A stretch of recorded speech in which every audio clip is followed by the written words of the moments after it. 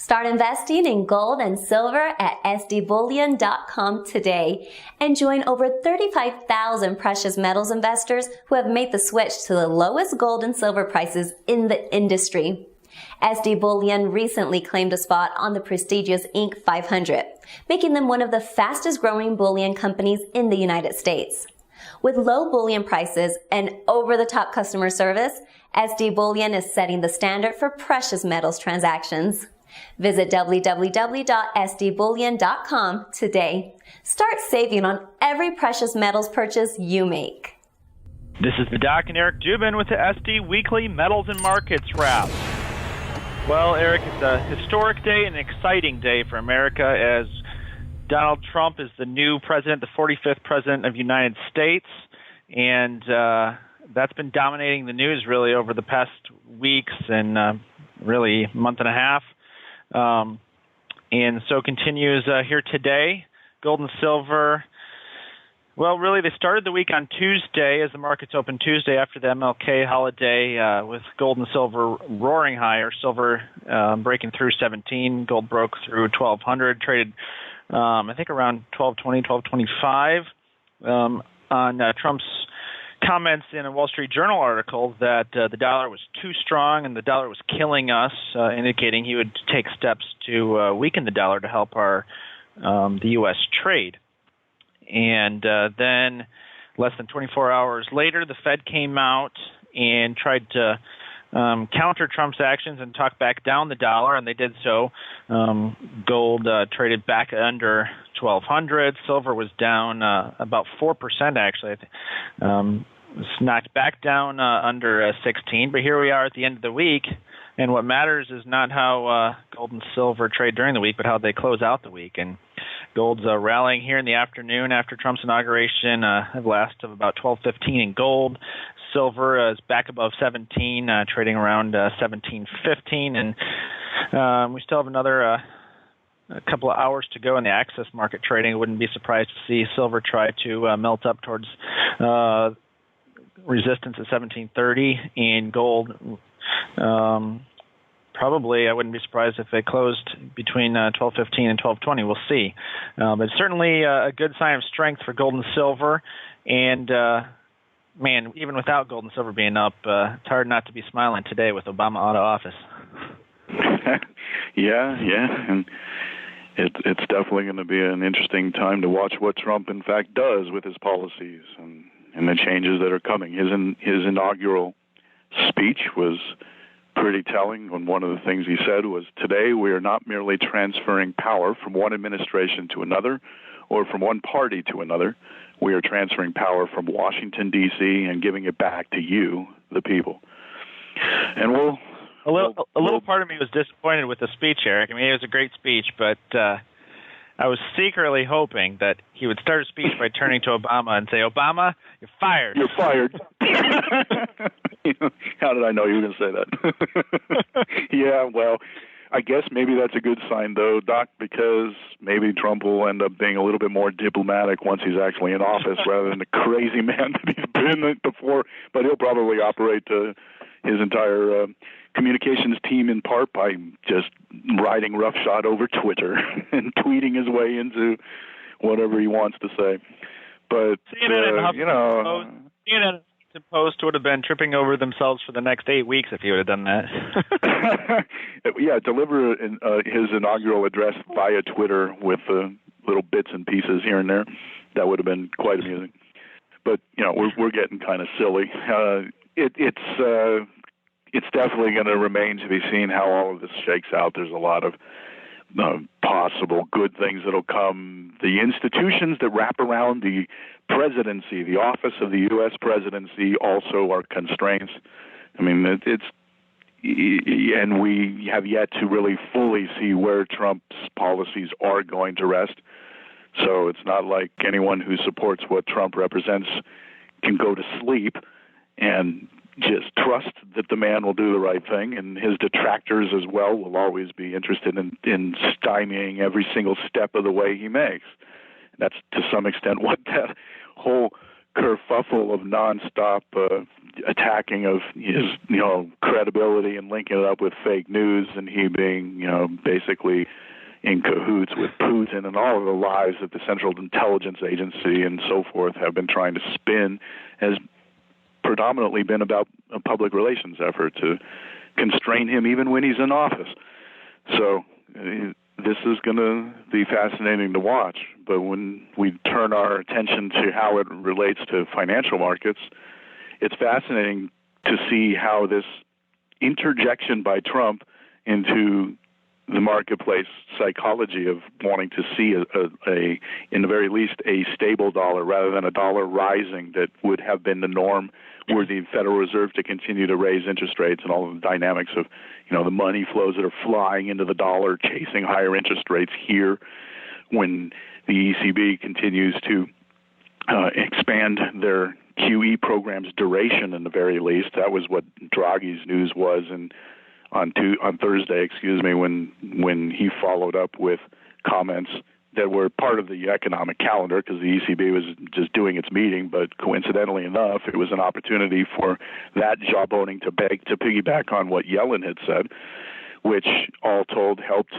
the dollar. And now when we look at it a day later and we look at how the dust is settling for this entire week and all of the trading volatility we saw, with Tuesday rocketing higher once MLK holiday had finished in the United States, and the dollar taking a huge dive when he made those comments in the Wall Street Journal, I think we actually are seeing something that fairly can be described as somewhat of an inflection point with respect to how people might be looking at the dollar overall, because, once again, the dollar is not doing that much today.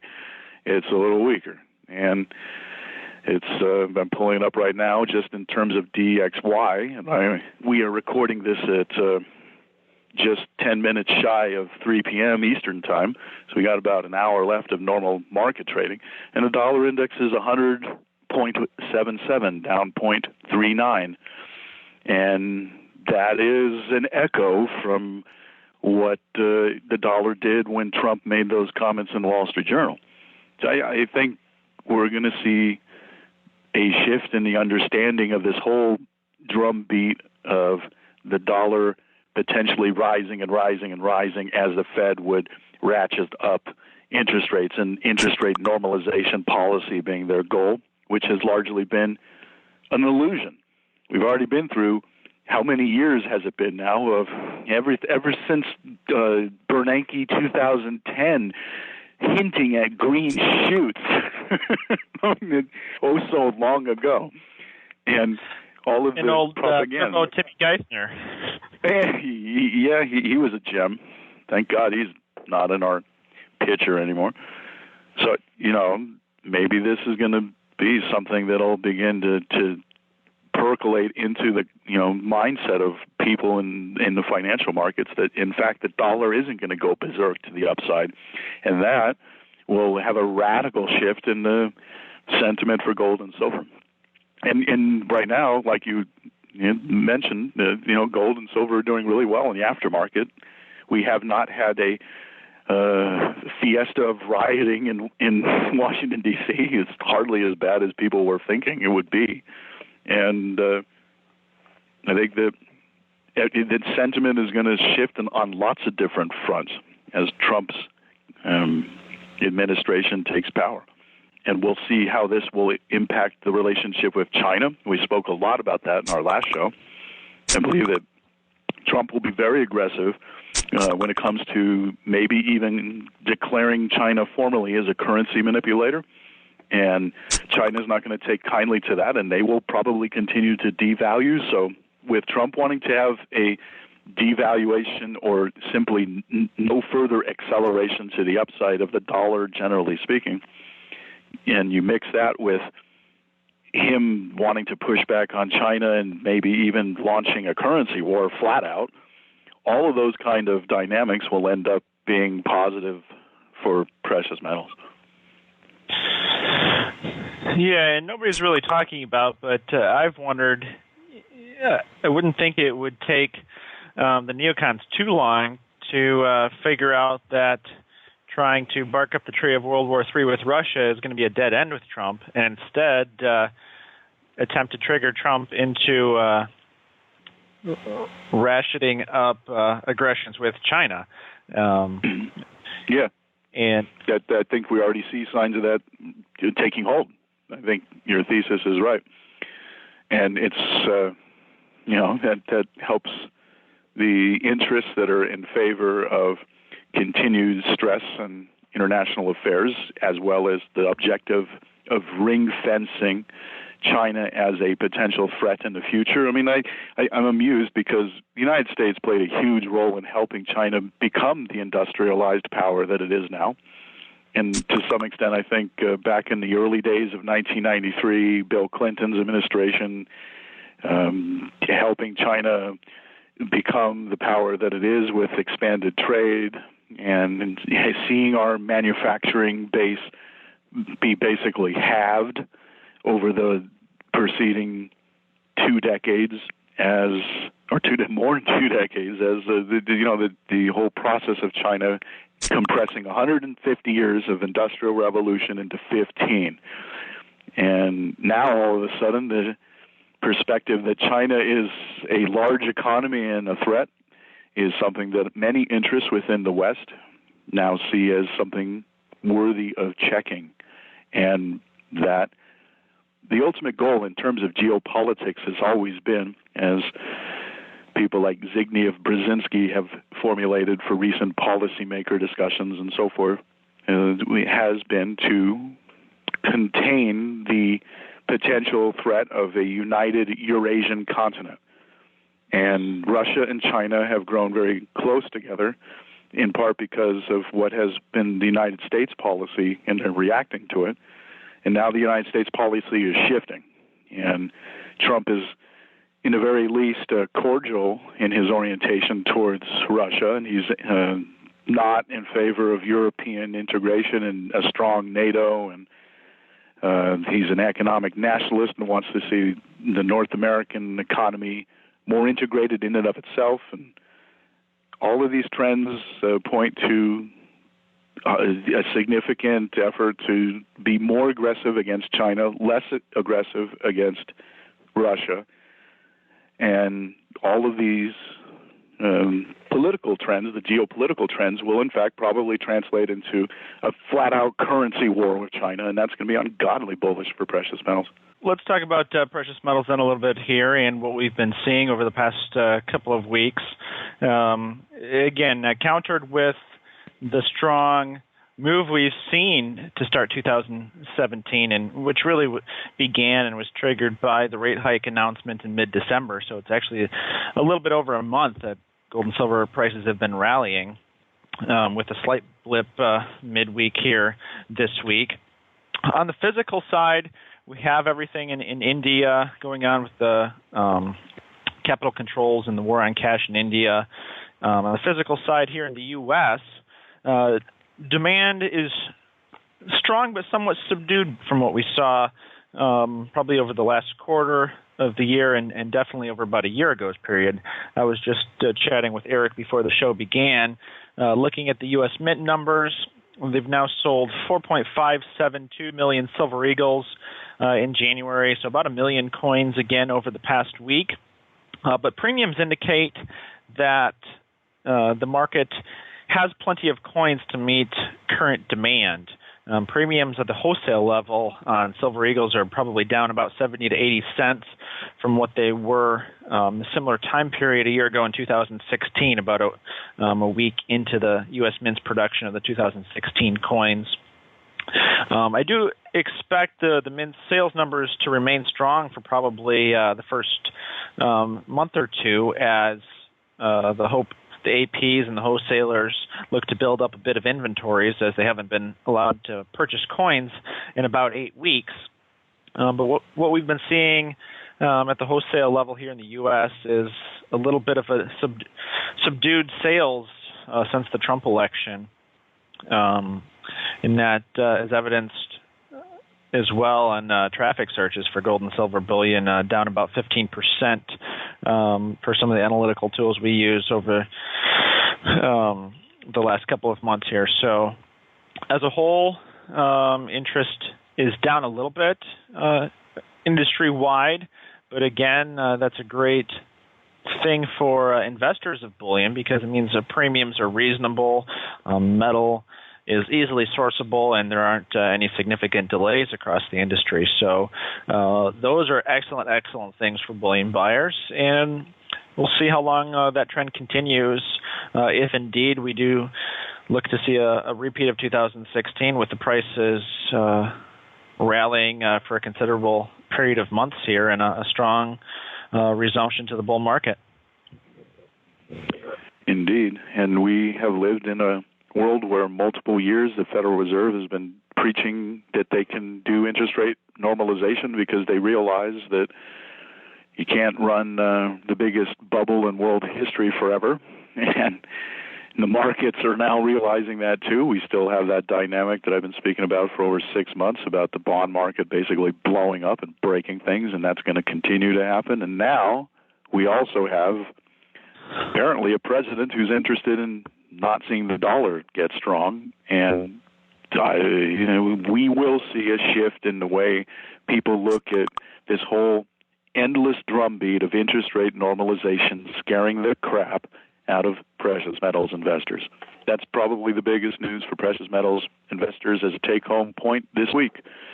Trump's Wall Street Journal editorial, or the comment about not wanting a strong dollar, and how we're seeing that kind of reverberate in the days that have followed with the predictable reaction out of Yellen and the comments out of the ECB. So we will not likely see the Federal Reserve raising interest rates according to their so-called dot plot and their forward guidance that they have told the world, and we've been seeing that for year after year, and it's going to happen again this year. And part of what happened with gold and silver falling off a cliff since the election, November 8th, we've had that huge down move, and now it's partially reversed, is a process of pricing in the realization that the Federal Reserve is, they're all hot air. They're not going to raise interest rates as much as they are claiming that they can. And as more and more people within the financial markets begin to understand that, it's going to help push gold and silver up a lot higher. That and all of the continued turmoil of, currency war possibility with China, et cetera, that we've talked about ad nauseum. And as Eric alluded to, this is the 7th or 8th consecutive year of the Fed crying wolf about interest rate hikes, threatening 3 to 5 hikes during the year, and then turns out either 0 or 1 the last 2 years. Yeah, certainly in the last 2 years they had the formal and aggressive and actually believable, at least according to the majority of people in the conventional financial world, that interest rate normalization, was in fact a viable option for the Federal Reserve. But people, analysts amongst the more skeptical alternative asset community that we speak from, always knew that was just a bunch of nonsense. It was public relations, and now we're going to see that actually play out yet again this year. I mean, we've been through 2010 with Bernanke joking of green shoots and trying to talk up the economy, and we did have a huge bounce in the economy. We would have had a Great Depression, frankly, if they didn't bail out the banks with tens of trillions of dollars. Yeah, but we have gone nowhere for the most part. Our financial markets are an illusion, and the economy's so-called growth has been an illusion. We stalled out in no later than 2014, and everything since then has been an illusion. So the Fed doesn't really have the ability to raise interest rates, even for their own desire of trying to have a normalized financial system that would serve the best interests of an economy growing. It'll be interesting too, because we're high due for a pretty significant recession, and Trump's first year in office will, other than the catalytic impacts of deregulation and tax cuts and all of these things that are going to help bring the animal spirits within the real economy as opposed to the financial economy, because that's what happened since the 2008 crash. We did have an economic recovery of sorts, but it was largely a Frankenstein-style recovery because it didn't really spill over into the real economy. It was really more just, preventing a deflationary spiral crash within the banking system that would have created a 1930s-style Great Depression. That's what we avoided by all these central bankers doing what they did. And they probably look at themselves in the mirror and feel that they did the right thing.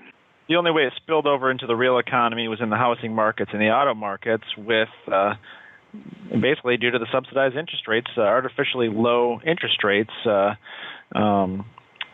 help stimulating demand that way. But yeah, and to segue back to what I was saying, because you make a perfect point there, and that speaks to the artificial nature of our economy, because the real estate market in the United States is stalled out. We have lots of indicators that prove that, and it's going to roll over this year. So we have these kind of interesting counter-trending forces where deregulation, tax cuts, raw enthusiasm amongst the business community for a different set of policies, all combined will create the animal spirits of the economy to take off. And then counter to that, we still have all of the other things that are going on when it comes to things like, the housing market having been artificial, and it's going to roll over. So the hubris of central bankers and policymakers believing that they can control everything and tweak here, tweak there, tweak this, tweak that to be able to keep all these crazy plates spinning up in the air are now finding us in a position where things are just going to fall apart in their own ways, and then we have a mix of trends that counteract each other. And at first, I think we will see a recession in the United States. And then it'll probably be brief because of the nature of the policies that Trump is engendering. And that's more back of napkin analysis on my part, just given the rapidity of which all of the things are developing now. But I think that's kind of what we're looking at. And the economy, the Christmas period of retail sales were not strong at all.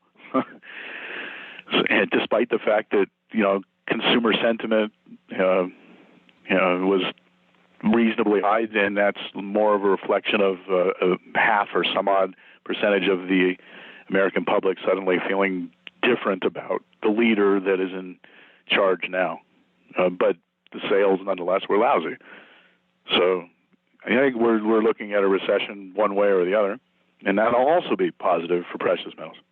Yeah, 2017 is certainly shaping up to be an epic year. Between the prospect of massive tax cuts, what looks to be the earlier initial stages of a massive rally for gold and silver, as you talked about, Eric, the potential for a major currency war with China, and then a possible battle royale between Trump and the Fed over the dollar. Certainly, we have a lot to look forward to and keep our eyes on in 2017. All right, so we'll wrap our show there. For the Doc and Eric Dubin, thanks for tuning into this week's SD Weekly Metals and Markets.